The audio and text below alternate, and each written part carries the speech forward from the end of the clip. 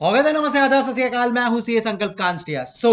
ICAI ने अपने MTP में कंपलसरी क्वेश्चन नंबर 1 10 मार्क्स का एक एमसीक्यू पूछा based on side pocketing and tracking error. वैसे तो वो सिंपल क्वेश्चन था, बट कहने का मतलब ये है कि म्यूचुअल फंड्स का ये एक इंपॉर्टेंट कॉन्सेप्ट है जो अपने को इन डेप्थ अगर आए तो it can be very very useful for the examination. तो let's try and understand that. बस उसी के लिए मैं आप लोगों के साथ अब बनाने वाला हूं बहुत सारे ऐसे sure shot 10 mark 10 minute videos. Thanks to the super response कि आपने एससीपीएम के इतने सारे वीडियोस देखे and so many students clear the exam just based on these 19-20 videos that I put. तो मैंने सोचा कि यार बेस्ड ऑन पब्लिक डिमांड क्यों ना सेम चीज रेप्लिकेट की जाए in the AFM scenario also. काफी अच्छा रिस्पॉन्स रहा, thanks to the lakhs of views that you have given it and most importantly आपका एग्जाम क्लियर होने में इसको यूज किया आप लोग ने। सेम चीज अब मैं बना रहा हूं this sure short video for AFM as well. So आप लोगों को ये कोई भी टॉपिक से रिलेटेड अगर कोई भी इशू हो then in that case all you have to do is just subscribe to this and आपके सारे के सारे डाउट्स हो जाएंगे सॉल्व। तो आज का टॉपिक मैंने लिया है side pocketing and tracking error. Very important concept. अगर आप लोग अपना मॉड्यूल खोलते हो then in that case you will see that ये रहा वो टॉपिक, ये रहा वो कॉन्सेप्ट म्यूचुअल फंड्स में है। सो आज अपन डिस्कस करेंगे साइड पॉकेटिंग के बारे में, लॉजिकली समझेंगे क्या एग्जैक्टली होता है, ट्रैकिंग एरर के बारे में in a quick level so that we get the maximum marks. ठीक है, so stay subscribe for such 10-10 mark minute concept videos and at the same time bell icon क्लिक करके रखिएगा so that you get the notifications of all the updates. जो भी इसके notes है वो मैं मेरे टेलीग्राम चैनल पे डाल रहा हूं जिसका लिंक आप लोगों को नीचे दिख जाएगा कमेंट्स बॉक्स में। सबसे पहले आ जाते हैं अपन लोग साइड पॉकेटिंग के ऊपर। What exactly is side pocketing, ध्यान से सुनना। से फॉर एग्जांपल अपना एक म्यूचुअल फंड है और म्यूचुअल फंड का नाम है आईसीएआई म्यूचुअल फंड। वाह वाह। अब म्यूचुअल फंड क्या करता है, लोगों से पैसा लेता है और इन्वेस्ट करता है अलग अलग स्कीम्स में, अलग अलग शेयर्स में। तो उससे हमारे आईसीएआई ने इन्वेस्ट किया एक म्यूचुअल फंड में जो है टाटा मोटर्स। तो इन्होंने इक्विटी शेयर्स में इन्वेस्ट किया। तो ये कंपनी के पास है 1000 करोड़ रुपीस। इन्होंने 200 करोड़ इन्वेस्ट किया टाटा मोटर्स में। इन्फोसिस में इन्वेस्ट किया 500 करोड़ अप्रोक्सीमेटली। ज्यादा हो गया थोड़ा, ठीक है, तो 400 करोड़ करवा देते हैं यार, आप बोलो। ठीक है, कितना, 350 करोड़ इन्होंने किया इन्फोसिस में। रिलायंस में इन्होंने किया अगेन अराउंड 350 करोड़। ठीक है, सो बचा कितना, 700 900, ओके, बचा 100 करोड़। वो इन्होंने इन्वेस्ट किया अडानी में। और आज की तारीख में इनका जो नैव है, आईसीएआई म्यूचुअल फंड का जो नैव है ना, दैट इज ₹20। ठीक है, अब हुआ क्या मालूम है, हाइडेनबर्ग का वो एक केस हुआ था। तो हाइडेनबर्ग ने सबको बोल दिया कि यार अडानी में फ्रॉड है, कंपनी अच्छा नहीं है, प्रॉब्लम है। एंड अचानक से इस कंपनी का जो शेयर्स प्राइस है, शेयर्स वैल्यू है, वो एकदम धम धम धम करके नीचे गिर गया। अब ऑब्वियसली उसका इंपैक्ट इधर मेरे नैव पे भी आएगा, तो मेरा नैव भी उसकी वजह से गिरने लगा।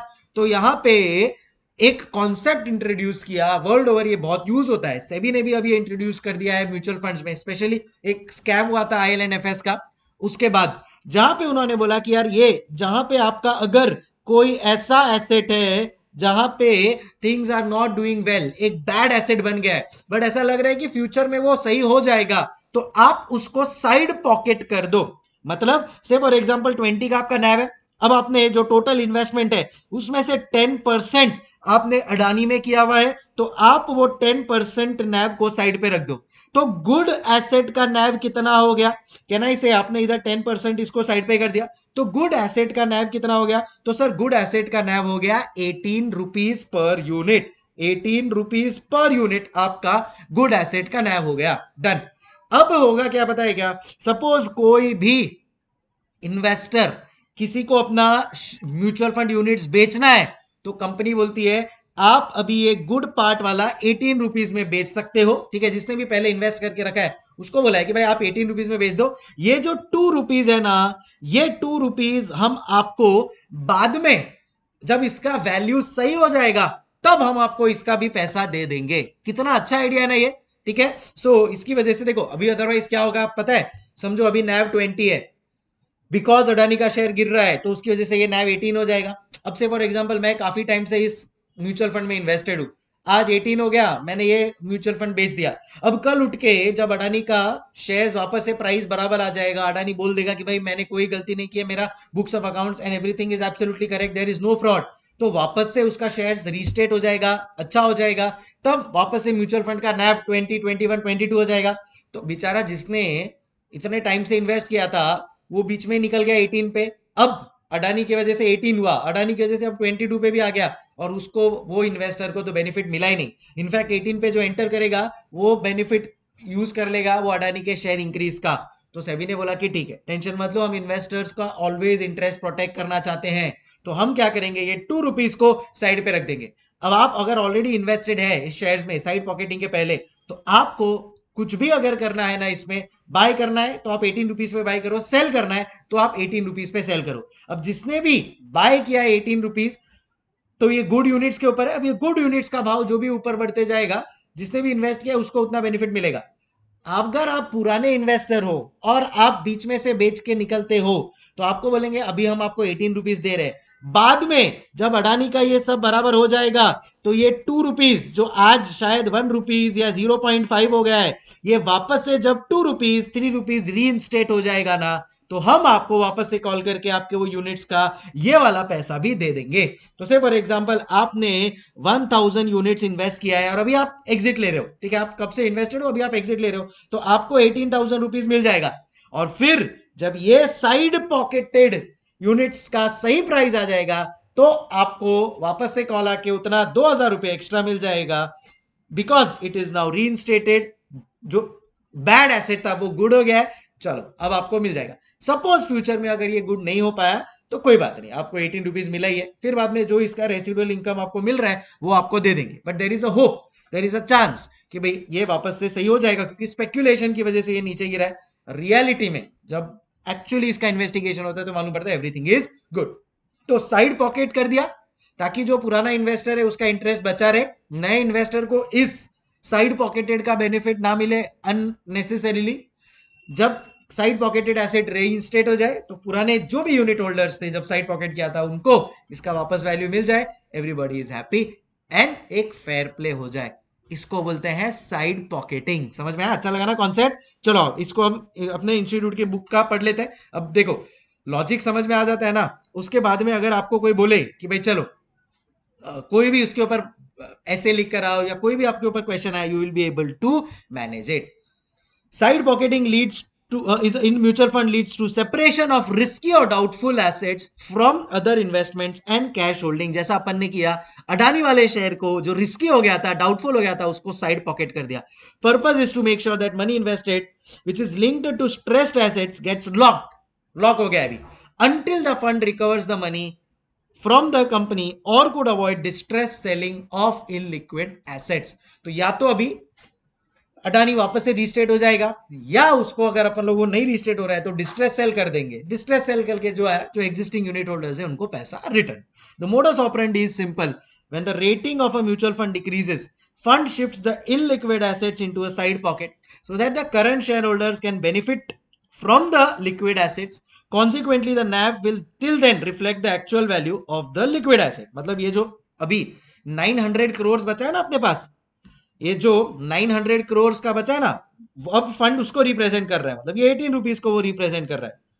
Side pocketing is beneficial for those investors who wish to hold on to the units of the main funds for the long term. अब आपको पता है कि हाँ भाई आपका पैसा सेफ है और जब आएगा रिटर्न तो आप उसको बेनिफिट यूज कर लेंगे। The process of side pocketing ensures liquidity is not the problem even in the circumstances of frequent allotments and redemption. तो अभी अगर आपको रिडीम भी करना है तो भी कोई प्रॉब्लम नहीं है, आपका वो साइड पॉकेटेड एसेट सेफ है। It is quite common internationally, but अब इंडिया में भी इस चीज को काफी यूज कर रहे हैं, स्पेशली कंपनीज लाइक ILNFS के एक फ्रॉड के बाद। फ्रॉड के ऊपर अलग से डिस्कशन करेंगे, but I hope side pocket समझ में आ गया होगा। प्लीज कमेंट में बता दीजिएगा यस सर समझ में आ गया है। नेक्स्ट कॉन्सेप्ट है ट्रैकिंग एरर का। ट्रैकिंग एरर क्या होता है? फॉर एग्जाम्पल निफ्टी 50 है, सेंसेक्स है, तो वैसे निफ्टी 50 और ये जो सेंसेक्स होते हैं ना, उसी को सपोज मेरे को इसमें इन्वेस्ट करना है, निफ्टी 50 में मेरे को इन्वेस्ट करना है। अब निफ्टी 50 में तो 50 शेयर्स है, 50, मेरे पास इतना टाइम नहीं है कि मैं वो 50 शेयर्स को रोज ट्रैक करूं, कौन सा ऊपर जा रहा है कौन सा नीचे। कभी कभी निफ्टी में से कुछ शेयर बाहर निकलते हैं, कुछ शेयर अंदर जाते हैं, तो मेरे पास इतना टाइम नहीं है। तो मैं इसको लिंक करता हुआ एक बेंचमार्क म्यूचुअल फंड में इन्वेस्ट करूंगा, जो जिसका ट्रैकिंग, जिसका बेंचमार्क बेस्ड है निफ्टी 50 के ऊपर। मतलब जो निफ्टी 50 में होता है वो म्यूचुअल फंड वो ही करता है। तो आइडियली तो जितना रिटर्न निफ्टी 50 का है उतना ही रिटर्न इस म्यूचुअल फंड का भी होना चाहिए, जो निफ्टी 50 को ही ट्रैक कर रहा है, जिसमें मैंने इन्वेस्ट किया है। बट ऐसा होता नहीं है, and the answer for that is tracking error. क्यों नहीं होता है, उसके पीछे के कुछ रीजन है। Transaction cost. सो अभी आपसे म्यूचुअल फंड कंपनी एक ट्रांजैक्शन कॉस्ट लेगी, तो ये निफ्टी 50 ने 10% कमाया, तो ये भी 10% कमाएगा, बट उसमें से जो ट्रांजैक्शन कॉस्ट है उसकी वजह से आपका रिटर्न कम हो जाएगा। फीस चार्ज बाय एएमसीज और कम, फंड एक्सपेंसेस और कम, कैश होल्डिंग्स, कुछ आपको कैश होल्डिंग रखना पड़ेगा, तो आप पूरा इन्वेस्ट नहीं कर पाओगे, तो उसकी वजह से थोड़ा आपका जितना पार्ट आपने लिक्विड रखा है, मतलब जितना पार्ट आपने कैश में रखा है वो तो डेड पड़ा है, बराबर, उसके ऊपर तो रिटर्न नहीं आ रहा है, तो वो आएगा। Sampling biasness. So all of these reasons can result in tracking error. तो इसके लिए बोलते हैं कभी भी कि जब आप परफॉर्मेंस इंडेक्स में जो किसी को ट्रैक कर रहा है उसमें इन्वेस्ट कर रहे हैं, तो ऐसे में कीजिए जिसका transaction cost, fees charge by AMC, fund expenses एकदम लो हो, ताकि ट्रैकिंग एरर ज्यादा ना हो। जैसे यहाँ पे 10% है तो इसका भी 9.5% है, एटलीस्ट 9% तो आया ही है, ज्यादा डिफरेंस नहीं होना चाहिए। और ये ट्रैकिंग एरर कैसे कैलकुलेट होता है, it is summation of D minus D bar square upon N minus one. इसके ऊपर सम आ सकते हैं, अगर कभी इंस्टीट्यूट ने पूछा तो। डी बेसिकली डिफरेंशियल रिटर्न, ऐसा कुछ सम है नहीं, तो इसके लिए will not get into the depth. ये एवरेज डिफरेंशियल रिटर्न, ये सब चीजें आपको दी हुई होगी, एंड नंबर ऑफ ऑब्जर्वेशन, कितने ऑब्जर्वेशन के लिए बेसिस पे ये ट्रैकिंग एरर कैलकुलेट हो रहा है। So the formula is simple, summation of D minus d bar the whole square upon n minus 1. n represents the number of observations, d is the differential return, d bar is the average differential return. Both of these things will be given to you. और फटाफट 2 minute में read कर लेते हैं। The tracking error can be defined as the divergence or deviation of funds return from the benchmark return it is following. 10% नहीं हो रहा है मैच, तो कुछ deviation है। The passive fund managers closely follow track the benchmarks index. They design the investment on same index, but it may not exactly replicate the index return. इस situation में deviation हो सकता है, and tracking error can be calculated on the corresponding benchmark. उसके comparison में अपन देखेंगे अपना NAVs कितना आ रहा है। हायर द ट्रैकिंग एरर उतना ज्यादा रिस्की है, क्यों? ट्रैकिंग एरर कम होना चाहिए, जितना कम होगा उतना मैं मेरे बेंचमार्क को मैच कर पाया। Whether the funds outperform or underperform the benchmark indicates that of fund managers are whether they are following the benchmark indices properly or not. और उसकी किसकी वजह से ये ट्रैकिंग एरर होता है, ये भी मैंने आप लोगों को अच्छी तरह से बता दिया है विद द फॉर्मूला। तो अब साइड पॉकेटिंग या ट्रैकिंग एरर से रिलेटेड कोई भी थ्योरी या एमसीक्यू आता है, I am sure you will be able to crack it very very nicely. आपको कैसा लगा, क्या ये दोनों कॉन्सेप्ट समझ में आए? Do let me know in the comments, and ऐसा कोई भी कॉन्सेप्ट आपको चाहिए तो भी बताना। और मैंने ये मेरा एक पूरा प्लेलिस्ट बना है, वो भी मैं आप लोगों के साथ मेरे टेलीग्राम चैनल पे शेयर कर देता हूं, तो वो भी देख लो। उसमें से कोई कॉन्सेप्ट आपको डाउटफुल लग रहा है, just pick it up, watch it and you will get to know. फटाफट 10-15 मिनट में कॉन्सेप्ट मस्त में कवर हो जाएगा। ओके गाइस, सो मिलते हैं अगले सेशन में ऐसे ही 10 मार्क श्योर शॉट एक अलग से कॉन्सेप्ट लेके।